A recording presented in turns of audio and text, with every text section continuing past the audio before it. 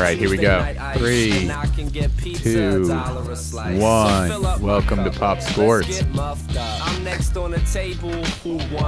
All right, welcome to another episode of Pop Sports with your hosts, Drew, Jerry, and Alex behind the glass. As usual, doing what? Making dreams come true. Close enough. Making the magic happen. Thank you very much, my friend. Jerry, how are you? Pretty good. How are you doing? You know, 6 feet above instead of 6 feet under. I am doing just peachy keen, baby. Alex, how you doing? So great. So great. So great. It's awesome. It's so great. So great. I use the best words. I know words. I have the best words. That's the best words. Fantastic. You I probably live haven't even heard of them yet. in a White House, undisclosed location. Undisclosed. Somewhere in Arctic Sea. Washington. Could be Washington State. You don't know. But regardless, welcome to another episode of Pop Sports. Today we are going to be looking at the train wreck that is your Boston Red Sox. A complete and utter nightmare at the beginning of the season. But first, let's quickly thank our sponsors here. Gotta pay our the lovely bills. sponsors. Gotta pay the bills. Right next to Jerry here if you want a Vanna White for us here.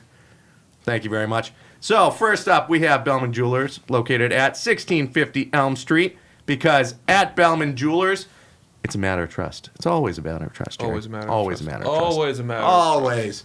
And of course, we know also at 1650 Elm Street, we have King's Barbershop, located, where's it again? The Penthouse. The Penthouse Suite, that's right. Penthouse, I got like 20 of them. This one, it's better than all of them. They're fantastic. They got Matt. You can't see there. I got a haircut from him, though. Fantastic guy. Loves sports. Great guy. Check him out. King's Barbershop. They're a cut above. Check them out. 1650 Elm Street in the Penthouse Suite. Also, we have Blake's Restaurant. Sorry, there. Blake's Restaurant and Creamery with 2 locations, both in Manchester. Home of the Dirty Water, Boston Blackout, and my favorite, Graham Central Station. Booyah. So again, thank you to our sponsors for making this magic happen. And of course, Alex, our lovely cameraman behind the glass, always making the magic happen for us. That way, we can talk about what a shit show the Red Sox are. Oh, lovely stuff. So I'm mostly wearing this to make sure we know what this episode is about when we look back. Not necessarily because I'm rooting for them right now, because they look like an absolute shithole. They do. I mean, I do want them to do well, to be fair. And it's coming in the spots that weren't expected. Like starting pitching. Like that's what's going downhill fast. This is supposed to be your team's bread and butter, and it is an absolute freaking nightmare right now. Holy crap. Alex, when you get a chance, would you be so kind as to bring up the Red Sox stats for us? No problem. In the write-up. Thank you. Thank you, sir. Yeah. So their starting pitching is supposed to be their strength. Led now, by their superhuman ace, Chris Sale. Yep. Isn't David Price a superhuman with the rubber arm or whatever it's called? Hey, guys, it just won't break. Other arm. Hey, guys, it just won't break. Anyway, Suck it, Boston. Chris Sale's leading this brigade of mediocrity. Oh, my I mean, God. his ERA, I think, is at 9 right now, which is his worst start his entire career. 0-3 already. This is a dude who 7 of the last 8 seasons, he's been a Cy Young finalist. And he is starting off 0-3. His fastball has not consistently been above 90. Nope. Although, I believe his last start he did. Last one, I think his average was around 91. 92, 93, I think he... And he got it to 94 at a couple points. But whoop-de-frickin' do. So it's Look how trending that in the turned out. right direction. So the only thing I'll say about this is maybe he is really starting off slow, and that's kind of the Red Sox's plan, because he did miss a lot of preseason starts. And so I'm thinking maybe that's the case, but some of these other guys don't have that same leeway, Right. so to speak. I mean, you know, the brutal start that guys like Andrew Benintendi have gotten off to, Mookie Betts to a point before recently getting hot. Xander Bogaerts has been okay. Yep. But you're really being anchored offensively anyway by Mitch Moreland, JD Martinez, and Blake Swihart. Let that sink in. Yeah. Your catcher last year, who barely played catcher, let alone made the roster, is one of your hottest hitters right now. Yeah, seriously. So that's saying something. My God. Alex, what are we looking for ERAs here with starting pitching? I don't know if you can scroll through that or find that for us. No problem. Let me take a look here. Hey, So, no worries. Thank you, Chief. If you get your magnifying glass out, you'll see that Chris Sale, David Price, Nathan Eovaldi, Rick Porcello, and Eddie Rodriguez, our starting pitchers, have been brutal. Oh, my God. The best one of the bunch is probably Price, maybe. The best one of the bunch. And he got his face ripped off one of the games. They've all had their face ripped off. Oh, well, yeah, they're ripped off. But at least his is kind of like semi like... So actually, part of it is still there. The funniest part about this is the starting pitching is supposed to be the anchor of this team. And the best night that they had from a starting pitching perspective came in a bullpen game. The 1-0 victory against Arizona, when Hector Velasquez started and pitched 3 innings, when I believe Marcus Walden and Ryan Brazier and Matt Barnes finished the game. It's that was the best day. Yeah, seriously. That was the shutout. And your bullpen is supposed to be the weakest part of this team. And they've looked pretty good. And, yeah, they've looked better than expected. Brazier and Barnes have both looked good. They both have at least a save or 2 apiece. They must also... No. They can't have more than 1 save because you haven't won more than 4 games. You only have 4 games, right? And 3 wins. Two of them have been won by relievers. Yeah. I mean, the starting pitching's been brutal. Eddie Rodriguez I knew was going to be kind of shaky. That's who he is. Right. Porcello's usually mediocre at best. I got no faith in Porcello. I mean, I think he's an inning eater. He's a guy who you can usually get 6 or 7 innings, 4 runs out of. Consistently. That's it. That's what you got. Anything better is gravy. Oh, I don't give a shit if you can go 7 innings. If you're giving up 8 runs, why the hell do I even care? Yeah, but if he gives up less than 5 runs and he goes 7 innings, it helps the bullpen. Well, That's important when you don't have a deep bullpen. Well, for what you're paying a guy, he should be giving you more than that. Yeah, well, he's gone after the year. Because Yeah, I that is think true. that the way the Red Sox, the way Dombrowski has been re-signing guys, he's picking players. Porcello and Nathan Eovaldi were both free agents after the year. He went out and re-signed Nathan Eovaldi to a long-term contract. Which I liked at the time. So I still like it. I still like it, actually. I think You're right. that Eovaldi is a little younger, and he seems to have a bit more juice on his fastball and his arm strength as a whole. So maybe he's going to last longer. And he came cheaper than Porcello. So if you have to pick long-term, he went Eovaldi. It looks like he chose to go Chris Sale long-term. So who does that mean that gets cut out? Right. Because he looks like he signed Chris Sale and Xander Bogaerts to new contracts this offseason. Who does that mean isn't coming back next year? Oh, it's definitely Mookie Betts. You think Mookie Betts Oh, is a goner? 100%. Especially after So- the Harper and Mike Trout contract. Are you kidding? Yeah, I know. He's going to probably fall somewhere in the middle of that. I don't think he's going to exceed Trout, It's still too much. But you he's still- cannot pay one but he's still singular looking at player that $400 much. million contract. That's over way too much money 12 tied years. up. Way too much money tied up for 12 years. The Red Sox can eat it, though. That's Still. the difference is a team like the Padres, who signed Manny Machado, they can't eat more than one of those contracts. The Red Sox can eat a dozen. Well, this goes into like hockey, though. So that hockey mentality, if the Red Sox aren't willing or do not want to spend a lot of money, so for Betts, for instance, if they want to stay under the luxury tax Right. and not, lock up a certain amount of money for a long period of time, it's almost like the hockey salary cap.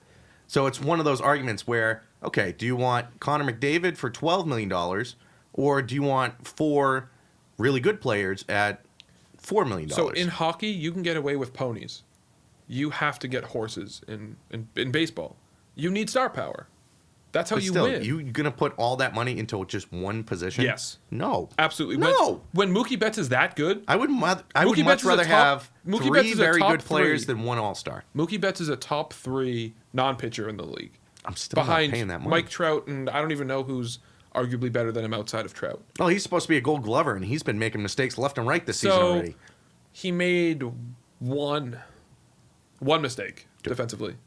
2. Come on, you're gonna really put the him and Bradley miscommunication on him? Yes, that was on totally. him? Yes, that was on him. It's not on him. Yes. It's on the center fielder. That's the center fielder's responsibility. I put that on Mookie Bradley. Betts. I'm putting it on Mookie Betts. And I'm actually more defensive of Bradley's defense. I think Bradley's a fantastic defensive player. I'm putting that one on Betts. Either way, I'm saying you got to pay Mookie that money. I'm saying the Red Sox have to pay Mookie that money. He's young. He's talented. He's a franchise player. JD Drew is probably going to opt out after the year. JD Martinez. JD Martinez, not JD Drew. He's long gone, thankfully. I'm Drew. I am Drew. JD, Drew, I am Drew. is going to opt out after the year. Saved it. I am Drew. is going to opt out after the year. So you're going to have to choose who you're going to pay. And I think it's going to be Mookie. See, Rightfully so. I would rather have them put that money and get Betts rather than put that into Salem Bogarts, who they just re-signed over the last couple of weeks. So the interesting part about the Xander Bogaerts contract is... Sorry, continue. No, that's fine. In light of that contract, I think both of our initial reactions were pretty similar. Oh, that's not that bad. Because we're used to seeing these just insane contracts that were handed out this free agent period. And seeing Xander get 120 over 6 years, yeah, there's signing bonuses and stuff and opt-ins and outs. But $20 million a year for Xander Bogaerts, a premier shortstop. He's one of the top 5 shortstops in the league right now. And he's now the highest paid. He is now the highest paid. So But at least you beat that curve, though. Shortstops also haven't gotten paid yet. Like, that is a position that is arguably overdue for that big bump. Because he was making what, like 13? He 12? made 13 in arbitration, I believe. Yeah. Yeah. So they're actually being smart and getting ahead of the curve. Exactly. Putting Which is why I'm him, not you're like, mad. hey, you're the 5th best. We'll give you this contract. Whereas, if the number one Francisco Lindor. from the like if Lindor was a free agent, he's going to be this offseason. yeah, he'd be getting more. Lindor and Bogarts were free agents. We're both going to be free agents this offseason. And Lindor was going to set the market, and Bogarts was going to fall in line with that. So, yeah, this gets ahead of it. Which was smart. And this is where Scott Boras actually, you could tell that he got mad pissed. and was trying to talk. Bogarts' agent. Yeah, Scott Boras. The guy is a complete dink, who is this guy that plays hardball, just tries to get as much money as he can and screw over every single team possible. He's basically a team's worst nightmare. Yeah, He's a essentially. complete jackass, pain in the ass agent. The Red Sox don't like dealing with Scott Boras. Yeah, clients I as wouldn't well. either because he's a freaking asshole. But regardless, Bogarts apparently likes Boston and wants to stay here because he took an average, like, good, respectable contract and he didn't hold him over a barrel and say, good luck. He didn't try to max his value. Right. He didn't try to use his leverage in the offseason, which is So, respectable. That's what makes this contract awesome because But- you're getting him at a good price and you're getting a guy who actually wants to be here. On the flip side of that, in a vacuum, it's a great deal because his value and everything is perfect. But big picture, it ties up like number one position player money to Xander Bogaerts. Like, and that takes away from what you have to give to Betts and Drew and down the line. Martinez. I'm Drew. God damn it. It's going to be a long day. I am Groot. JD Martinez and Mookie Betts are going to get paid this offseason. And I want one of them, Mookie Betts, to be the one re-signed by the Red Sox first. And I think the Bogarts contract complicates that. Not to mention, you also won't have a first baseman next year. Moreland and Steve Pearce are both free agents after the year. True. So it's another position you have to fill.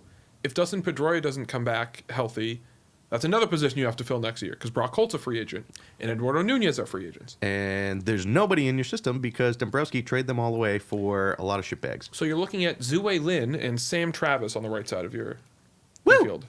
Do you know who that is? I've heard the names. Yep. I don't think I've ever seen him play, though. That's all you need to know. I know that they've been up in the majors multiple times. Yeah. I am Groot. They've had some stints, but nothing special. Love it. Baby Groot's the best. Baby Groot.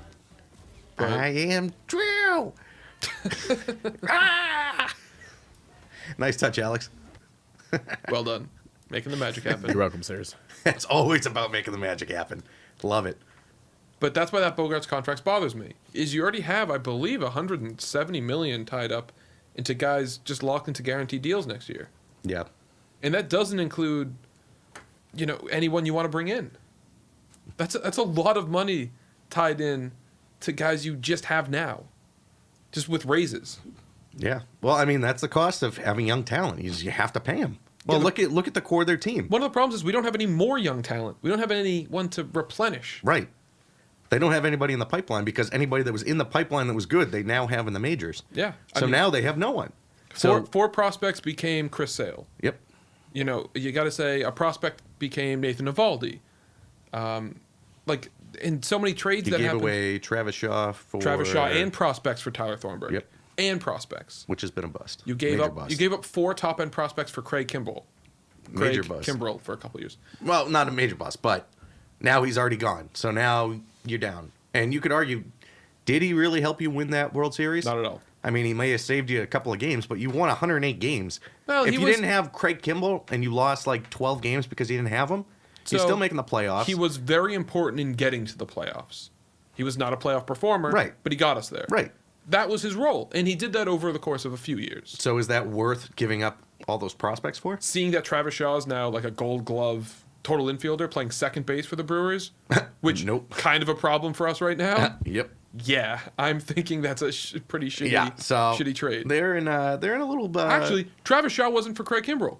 Yeah, Travis he was Shaw for prospects were Thornburg. Thornburg. Yeah. So yeah, that trade was complete bust. Atrocious. Complete bust. Like, oh god. See, Groot gets it. See, he even knows that it's just a freaking shitbag. blow it up. And that Dombrowski is blowing up the farm system. I do have to say, if agree. Chris Sale doesn't round back into form, that contract that he just signed is going to be the biggest black mark on Dombrowski's ledger for the Red Sox. Oh yeah. To sign him to anything more than 4 years, which he signed 5 years, Yeah. is atrocious, seeing as his first 3 games have been astronomically bad. Well, I didn't even like the contract. I mean, I like the player, but with the health injuries, you're now 30 years old at that position. You could have gave that money So- and put it towards Mookie Betts. We joked about this. Chris Sale kind of came into the league as like a potential relief pitcher. What if his end of career is a relief pitcher, a closer? But that's a lot of money to pay to someone who might yeah. be a closer. Yeah. I mean, he would have to be Aroldis Chapman of a few years ago, type dominant, Oh, to definitely. justify that. Yeah. As a relief pitcher. Definitely. And he's not. He's just not going to be that. Or what is his name? Joel Zumaya. Andrew Miller. Was it Zumaya? Guy was with Detroit, threw like 102, like crazy good closer back in the day. No, okay, never mind. I don't remember. I think it was like Joel Zumaya or something like that. Joaquim Saraya? No, Benoit? nah, forget about it. I'm making up names. Yeah, I know you are. No, actually, those are real guys. Nah, whatever. But whatever. The point is, Sale's looking bad. Bogarts is a good player. He's going to be good for the length of the contract. They signed him for his prime, so I'm okay with it. It makes me sad if we miss out on bets because of it. Yeah, well, I don't know. I mean, you get a good young player locked up for a decent contract. Bogarts is 26, so you're getting him right in his prime. But here's another thing. Does Betts want to come back to Boston? Well, that's the other thing, is you don't want to just take away this money, not re-sign guys, try and put it towards a guy that doesn't even want to be here, who might not end up signing here because he doesn't want to be here, or you sign him and it has a Kyrie Irving type feel where he starts to become a Let's little not bit go of down that a poison to a team. So Betts doesn't have the I would personality rather, of poison. Well, I'd rather put that money invested in this guy who's a young talent. It's an important position. It's a good contract, and he wants to be with the team. He took a team-friendly. Well, he's the highest He paid, did. but He still he took a essentially good took deal. a team-friendly deal. So overall, I think I'd rather have that contract and see what you can do with that extra money to try and get a couple of good players. Like you said, we have holes to fill. So if you use that money that you wouldn't give Betts, give it to, I don't know, a second baseman or a first baseman in free agency. Something that I was thinking about is with Betts. Betts now has 2 years left, I was this gonna year and next year. So why not at the trade deadline maybe? If Move 'em. you're not looking that good, move them. So- Think of how many good prospects you could get. So my argument the to that long-term is, game. My argument to that is, what's your window? Like, what's your legitimate World Series window with this group of guys? Is it really just this year? Because if it's just this year, then yeah, you have to move Betts.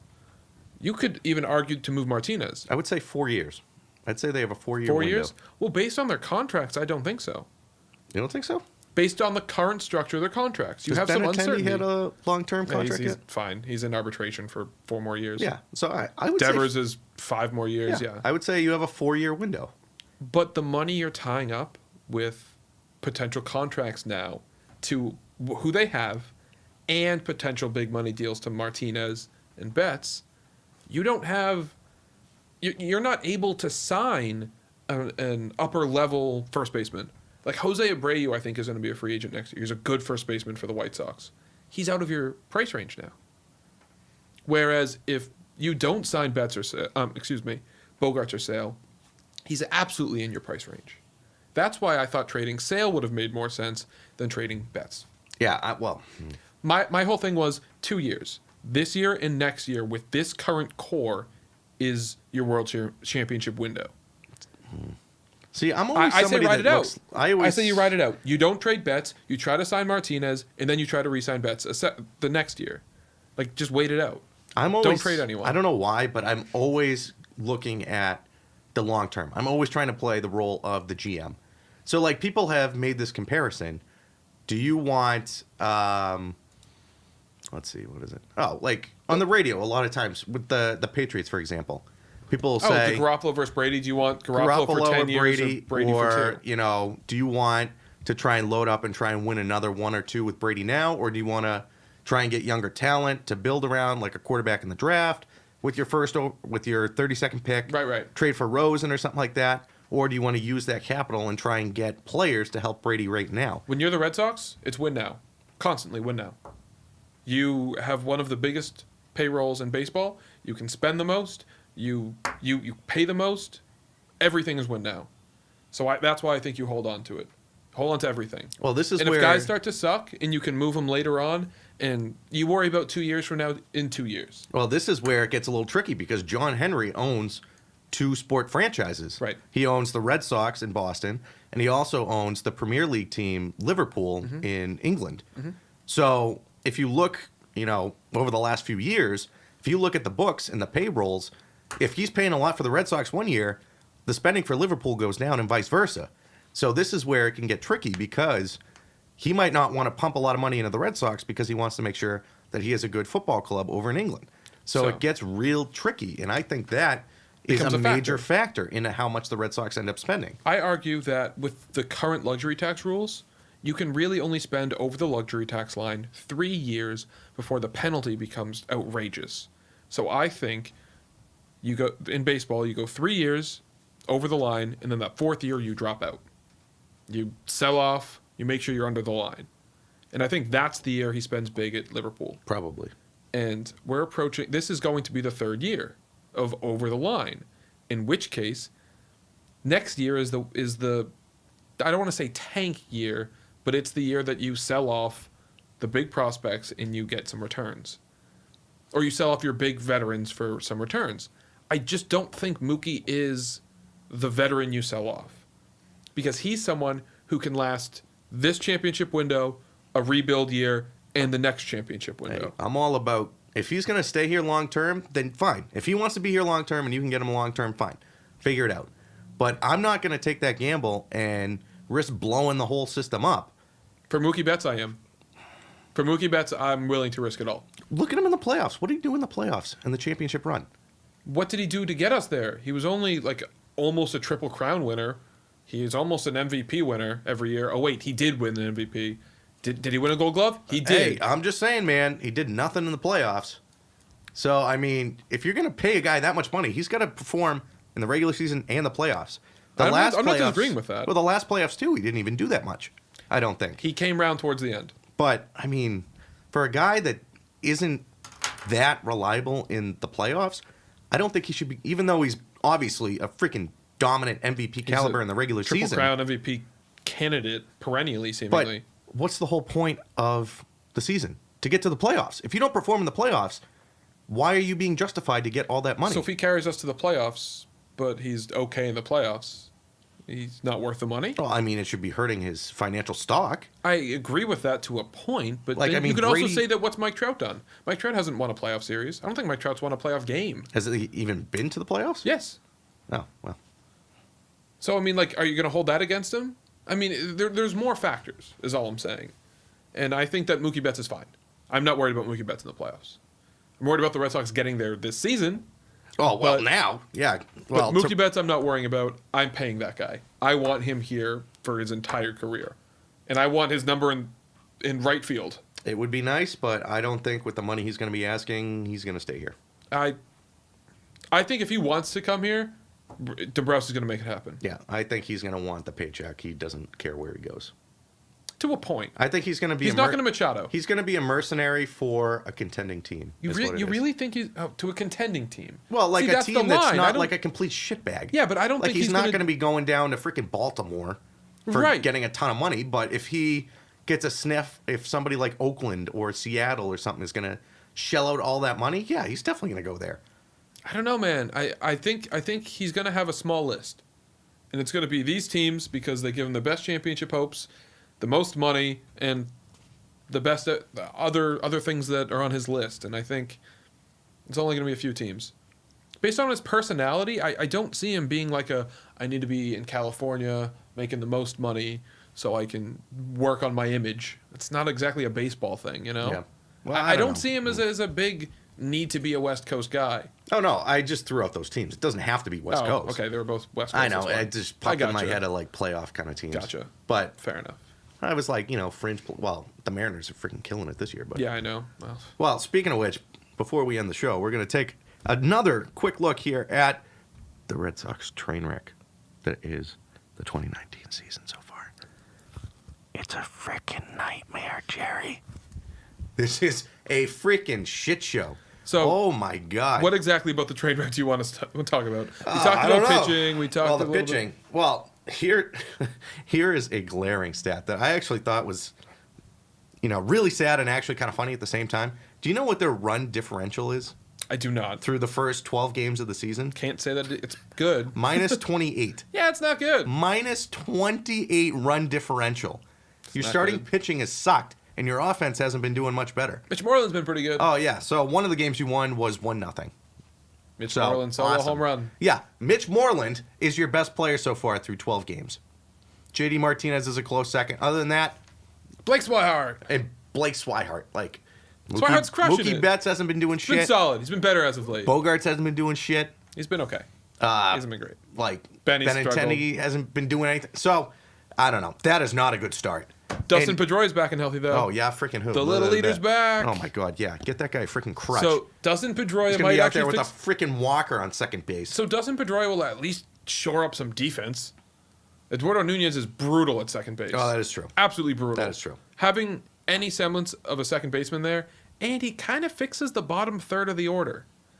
I'm not going to say he's a 300 hitter at this point in his career, but, he's got to be better than Bradley Holton. Let's If he hits 250, that's better than Bradley. let's just see if he can stay in Healthy for for more like than- 5 games in the next 2 months. Okay. If he can play 10 games Like, in the seriously. next 2 months, I'll be so happy.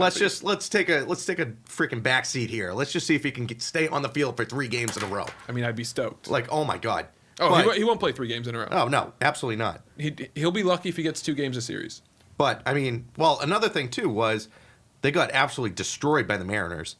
But looking at it now, The Mariners look pretty good now. so Weirdly enough. I'll pose you this question: Shoot. do you take anything, or do you give them a little bit less of a critical stance for those losses? Because currently, right now, the Mariners are 11-2, and they have a plus 40 run differential. The Mariners are playing out of So their minds. they are freaking hot right now. The Mariners are playing out of their minds. And in baseball, it's all about streaks. The Mariners are on their really hot streak. The Red Sox went on their really hot streak early last year, and I think we hold this cold one against them a little too much. I don't know. It was a pretty brutal start. The Red Sox lost 1 game in their first 20, 15, Yeah, last but year. When you I'm are willing dead last in your division, I know. division and you're coming off a championship, people are going to be a little pissed. Yeah, but it's a little wonky because I think the Orioles. Thank you. You're damn right. I think the Orioles are in first place though, so things will even out. Wow. The Yankees are in 4th. I mean, things will flop. Wow. Was that you or was that the soundboard? That could have I been. was gonna say it sounded like you. Wow. Wow. Nicely done, Alex. Wow. That is really impressive. Wow. Wow. You're so dominant. Wow. Wow, you're so dominant. There we go. There it is. Anyway, I do think that the Red Sox will level off. They also, I hate to use this as an excuse, but they did totally start their offseason for all of their starters way later than they usually do. Yeah, and whose fault was that? I think that was by design. I think it was by design. I I think they knew they were going to be on a cold start. I didn't think it was going to be this cold don't think it was a good idea at all. What is the point of because they're coming off a really long season.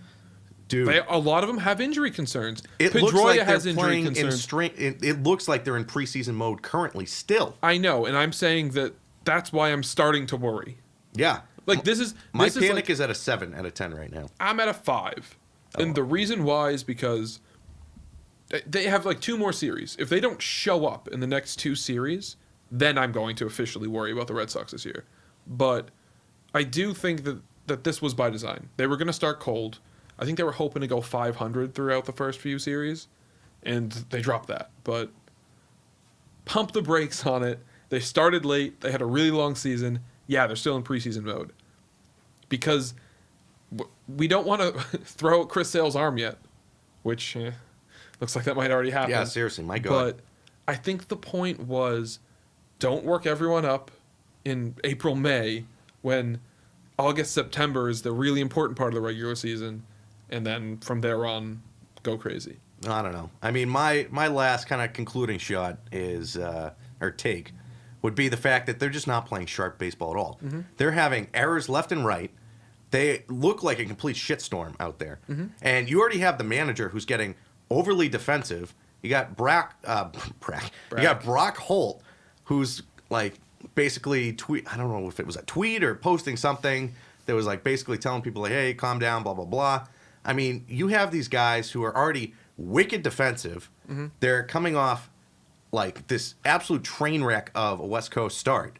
Mm-hmm. And it looks like a mess. Alex Cora is getting defensive with the press, and he's the thing I do like with him is he does call out his players when they're playing like crap and tells them he has to play better and he has to manage better. So at least he takes a little more responsibility and calls them out and calls. But there does need to be some relaxing. There does, but I think we're in the middle of the first series at I'm home. just saying. We haven't played a home game until the other night. Yeah, and you got your face ripped off again. Let's relax. You had a guy steal home on. He was stealing, and Chris Sale just completely. I don't even know where that pitch was going. Oh my God! I've seen 90-year-old like nuns from a convent go out throw the first pitch, and it was closer to the plate than Chris Sale was on that throw. Like holy crap! It's like thank you Jesus, and it goes 2 feet, and it was still closer than Chris Sale's humdinger all the way in right field. Like I don't know what the hell that garbage was. But Agreed.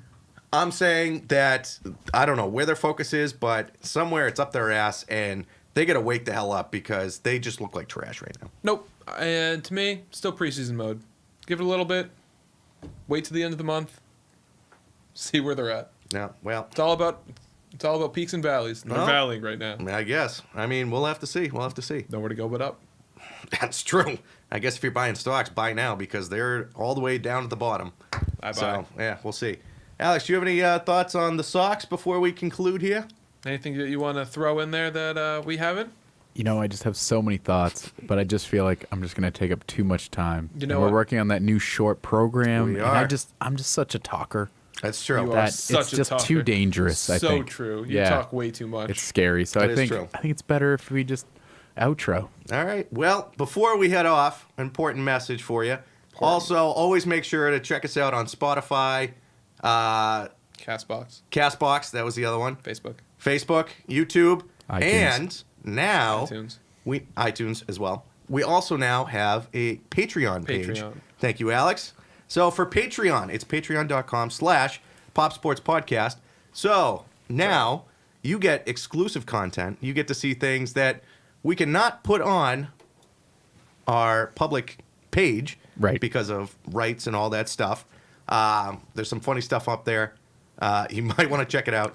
So we have different deals. We have a $2 deal, $5 deal, and $10 deal a month. Check it out. Once we get up to 100 subscribers on Patreon, we will start giving away sports tickets. Local Got some sports Red tickets. Sox, Celtics, Red Sox, Bruins, yep. Patriots. So, once the season goes around, Tell your friends, spread the word. tell your I mean, you friends. can even do the $2 one, $2 a month. Hey, you start somewhere. You like the program, bump it up to $5. You know, maybe get up to the 10. The Wow package from Owen Wilson, right? So, hey, you get subscribers, you get chances to get raffled off for sports tickets. It's a Wow, good you're deal. so dominant. You're damn right. It's a good deal. Do you So want to go to a game for free? check it out. Like, Right. Come on. Right? Come on. $2 a month, and you're basically in a raffle to win sports tickets, $5. or $5, or $10. $2 just means they like us. $2. $5 means they want to win. There you go. $5 you want Well, to win. Everybody wants to win. The more you're contributing to Patreon, the more likely you are to win those tickets. So, on that note, thank you for watching our baseball segment.